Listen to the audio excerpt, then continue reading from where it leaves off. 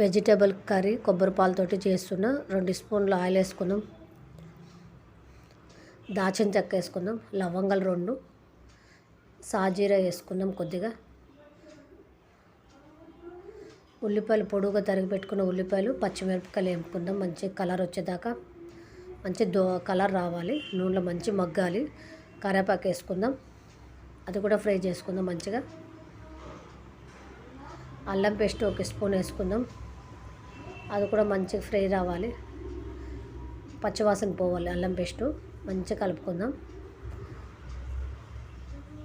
ఇప్పుడు 1 cup carrot, బఠానీలు కొన్ని, బంగాళదుంప ఇవి కూడా మంచిగా కలుపుకుందాం.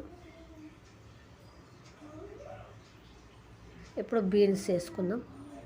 1 కప్పు బీన్స్, ఇది కూడా కలుపుకుందాం మంచిగా. మంచి ఫ్రై అవ్వాలి. టమాటాలు వేసుకుందాం. ఒక పెద్ద టమాటా ఒకటి, ఇది కూడా ఫ్రై చేద్దాం.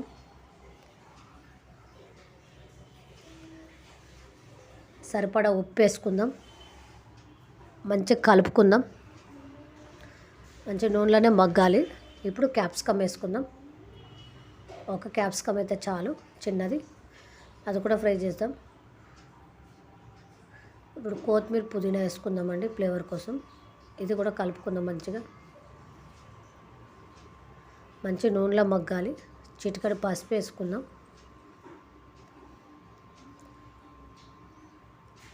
కారం 1 స్పూన్, గరం మసాలా సగం స్పూన్. ఇది కూడా మంచిగా కలపాలి. ఉప్పు కారం పట్టేటట్టు బీన్స్కి, కాయగూరలకు అన్నిటికీ మంచిగా కలుపుకుందాం.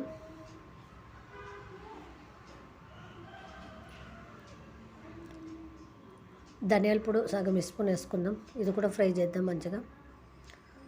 మంచి దగ్గరకు అవ్వాలి. వాటర్ పోయక్కర్లేదు.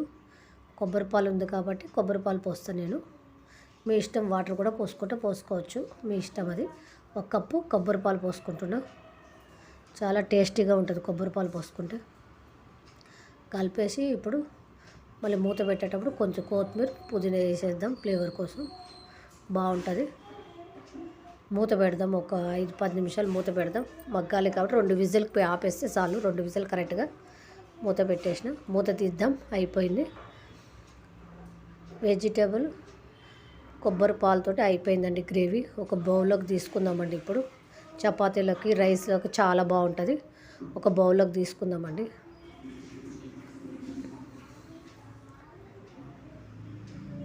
ఎంతో రుచికరమైన వెజిటేబుల్ కొబ్బరి పాలతోటి చేసిన.